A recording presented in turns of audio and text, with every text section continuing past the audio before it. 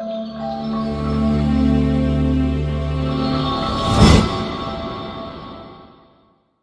everyone, and welcome to another video here on the Burr Reviews YouTube channel. My name is Jared, and today joining me is Ren. Hi. We are here to review Black Panther 2 Wakanda Forever, formerly and currently known to a lot of people as just Wakanda Forever, directed by Ryan Coogler. It is written by Joe Robert Cole and by Ryan Coogler himself, and we're going to dive into a whole lot of things here. We'll have a full spoiler podcast out on Spotify and or Patreon, so you can go to our Patreon page and watch the full spoiler review there. It is finally here. The time has come to talk about Black Panther Wakanda Forever, and I gotta know right off the bat your thoughts on it.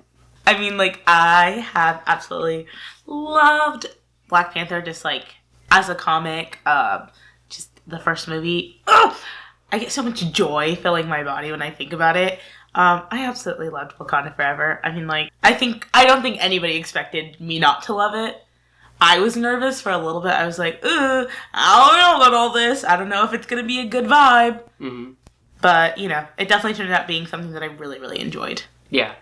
And so, I think, first off, we should talk about who's starring in the film, and maybe some of the key, components behind the scenes, and then we'll dive into more specified review sections and categories. But first, let's kind of just give a brief overview of who's in this movie and who worked on the movie. Obviously, you have returning cast members like Letitia Wright, who plays Shuri, Winston Duke. You have Denai Guerrera and Lupita Nyong'o, Angela Bassett, of course, all back for this sequel. And then finally, this movie features Tenoch Huerta, who it's not his first film by any means, but they gave him an introducing credit on this film, which was really cool to see. And I think it worked really well as an ensemble film. What we've been missing a lot of times in Marvel is that kind of ensemble feel. Eternals kind of dipped into it a little bit, but even something like Doctor Strange felt lacking in giving everyone their moment and their place, and this movie does a really good job at doing that. So the cast, outstanding. You also have Ludwig Göransson back for the composition of Black Panther Wakanda Forever. He did the first one. And then for editing, which is where movies are made, and we had that discussion leaving the theater, because this movie does such a good job at actually editing everything together and letting moments that are so important really take the spotlight in their choices in the editing room. You have Kelly Dixon, Jennifer Lame, and Michael P. Shaver, who all worked on editing this film. And really, usually when you see 3 or 4 people working in one area, it's kind of I don't know about that. This one felt pretty succinct and seamless the whole way through, which I really do appreciate. And then finally, Autumn Durald Arcapa shot the film. How do you feel about the cinematography? Did it stand out to you? Are there any key moments, without spoiling, that really kind of, I'm talking landscape, I'm talking literally anything that stood out to you as far as cinematography goes? I think, and forgive me for my film terms, but I like a lot of the frames where they're those slow zooms and pans that they do on people, and just the actresses and the actors in those certain intense moments where we're not really getting a lot of other stimulation, and we're just getting this slow pan realization, and I'm oh fuck. Yeah, there's a lot of reactionary to shots in this movie, which I really like. And I know that there's someone specifically who's been in the business for a long time that you want to give a shout out to, so who might that be? Ruth Carter did the costume design. I am filled with so much joy. It's so visually stimulating. I require a lot of stimulation. I'm one of those girlies. And the artistry that they put into just the authenticity and the way that everything looks is so just beautiful. I mean, it just comes down to it's beautiful. And such care was taken with it that it feels so respectful and beautiful and just fulfilling when you get to see it executed the way that it is. So obviously, Wakanda Forever really delves into what it's like to lose a leader, to lose an important figure, and I'm not going to give anything of the plot away. I think you should just, if you like the first one, you're a Marvel stan, go see this. But it really does delve into how do you carry on with losing such a pinnacle figure in society and in your culture. And so I just want to get your overall opinion on where the story went. You don't have to go into specifics at all, but how do you feel about them handling Chadwick Boseman's passing. I'm crying already. Again. Oh my goodness. This one hurts. I think for me, I was super concerned just like, I mean, like how a lot of people are of the way that like, when you think about the legacy that he's like given. And I mean like as like how influential Black Panther was in the timing that it came out, the communities that they released it to. It's so impactful, and like Chadwick Boseman like played an exponential like part of that. I mean like we can't even like begin to like describe how important he was and how influential he was. It like in the grand scheme of things, it feels as influential as like when Barack Obama got elected. It's just like it was such a big deal to me, especially me personally. I was so concerned, and I just like in my brain was trusting that everybody on this set viewed him as closely as I did. And I mean, I didn't even get a chance to know him, but I had to like have that comfort that I'm like, no, everyone on this set, everyone created the story feels his loss just as deeply as I do, if not more. Mm-hmm. And so I was like, my entire hope was just like, I'm going to trust that like whatever they do is going to disrespect the legacy that he's created and prop the story up to one, like, I mean, like, we're typically mirroring the comics and everything, so it's kind of hard to mirror the comics when you have something this, like, catastrophic happen in our, like, real world. And I was really, really nervous, but I'm very satisfied with the way that they went about it within the film. It feels like just the right amount of just everything. And I mean, like, I cried the entire movie. We all know that. Like, I brought tissues in. I was crying the entire movie. It's, if you're, like, of color and you, like, resonate with Black Panther and, like, the story and the community that they have and that, like, what's that? That, like, bridge that they're building, especially if you're, like, a Black American. Like, I'm a Black American. I don't have a connection to, like, my African roots because of colonizers. It bridges that gap and just addresses that issue in such a seamless way where it's like, no, but like we both need to acknowledge like the other side of it. And it's just, it's so good, and it continues to be like that good, and I love it. I just love it. Is there anything like in Wakanda Forever that you feel could have been better or more impactful, or do you think it hit all the sweet spots?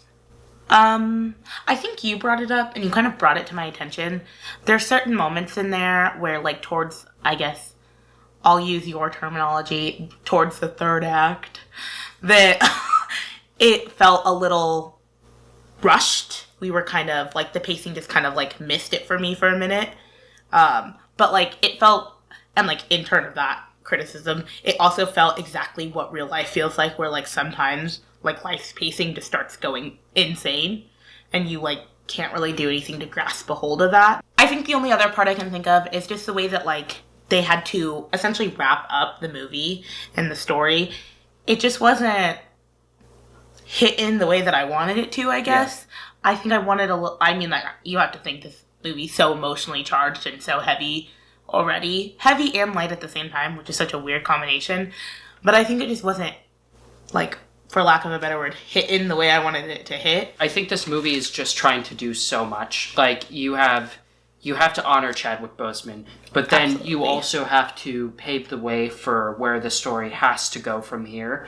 And then you also are still doing that Marvel thing where you have to tie in, other characters and other storylines. You can't have all of a sudden Wakanda Forever turn into this, like, really, like, existential drama. Like, that won't happen. But it could have. I feel like we could have spent a little bit more time with that, and that's really the only thing that I would say. It felt more like a Marvel movie to me than most of the last 10 have felt.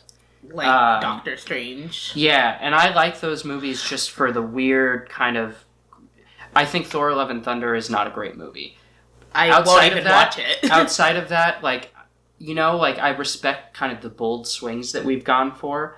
This one felt more true to form Marvel from what I remember, and for that I really appreciate it. Also, you guys, Tenoch Huerta and, like, the composer and, Göransson's score here is incredible. Like, I can't think of a more, like, graceful and subtle and kind of brooding, like, score for Marvel than this one here.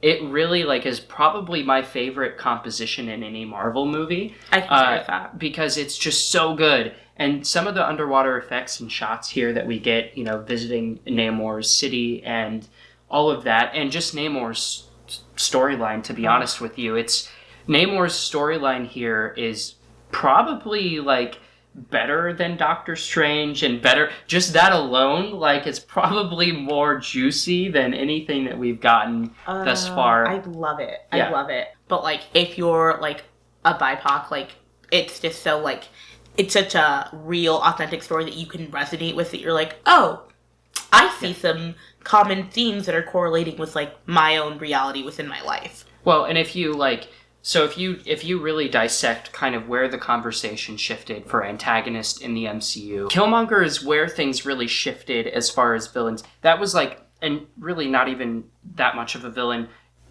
I think this movie does it too, where the antagonist is more of just that, an antagonist, than an actual villain. They do some really not cool things, but at the crux of everything that they're doing here, it's setting up logical explanations for their actions. I think Black Panther was the first movie that a lot of people were talking about where it was oh no, that villain was totally awesome. That antagonist worked for me. And then shortly after we had Thanos, right? And those are the two best Marvel. I don't get it. Thanos is a villain. I still don't get the Thanos hype. Yeah, you want to know where the hype is? Loki. Yeah, that's a good villain. That is. But those three in particular have other motivations that aren't just I'm a villain and I want to destroy things. Even though I think Thanos is the more closely related to that camp than Loki or Killmonger. Namor, in that very sense, is kind of I would bundle him in that camp with them as well, where it's his motivations and actions are very real and present in the moment, and what it's speaking to the overarching, larger antagony, I would say, of life itself. So, overall, it really worked for me. Do you have any final thoughts or anything that you would like to share? Final thoughts, because you touched on the composition. It was hitting the entire movie. Just, there's so many different moments, and it's so dynamic with just, the score, different, artistic choices that they chose to do that stimulate you auditorially. I don't know why I'm doing that. It's doing what it needs to do, and I think it just impacts the story in such an intense way. I mean, you'd think we all have our five senses, and just the artistic choices that they made when putting this movie together. I think that's one of my favorite moments. Even visually, there's some moments that it does lose me, and the storyline loses me. Out of 5, what are you giving Black Panther Wakanda Forever? I think the night of, I went a 5 out of 5, and then I backed over to a 4.5 for one specific reason. I'm going to go up to a 4.75. I initially was at a 4 out of 5. I think I'm at a 4.5 out of 5. So you went down, I went up. And that right there is some really good filmmaking. It really is. Especially for a Marvel movie, which honestly these days are just stressing me out more than anything. There's so many of them. Because there's so many of them and they just keep coming, and the TV shows and all that, it feels like a lot. I think this is definitely worth your time. If you liked Black Panther, if you like the MCU, you should go watch this. If you're a fan of, I would say, just overall good filmmaking and good storytelling, I would recommend this to someone that isn't invested in this universe. Even though it might not make sense, I think from a technical perspective, though, it totally works for me. I even might like it more in some aspects than the original Black Panther. Specifically the score, specifically honestly, the underwater. There are some things that... I can agree with that. I mean, we do have to think that, in an ideal world, we would have gotten to build up. I mean, somebody, Disney, I know we don't like Disney on this channel, but Disney, if you want to slide a girl the original plot of the story, I would love to see it. I would, Yeah. Yeah. It's a good one, though, so you should go out and see it. Absolutely. See it, cry, bring tissues. I'm telling you now, I don't cry in movies. I laugh at my friends that cry in movies. There's probably videos of me laughing at my friends that cry in movies. Bring tissues. It's going to get you. We'll have a whole separate discussion on Close Up. And that's your cue right there to go over to Patreon, go over to Spotify, subscribe to that feed, We would really appreciate it. It helps the channel. Make sure to like and comment. Let us know your thoughts on Wakanda Forever. Did you like it as much as Black Panther? What are your thoughts on Namor? All of it, drop down in the comments below and let us know, and we'll see you in the next video. Bye-bye. Bye.